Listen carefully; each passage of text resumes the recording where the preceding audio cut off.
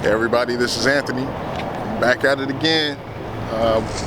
We're over here, we're gonna install some black vinyl. Looks like one of the panes here on site was damaged and looks like they had to replace the glass. So we're just gonna put up some vinyl to match what's existing.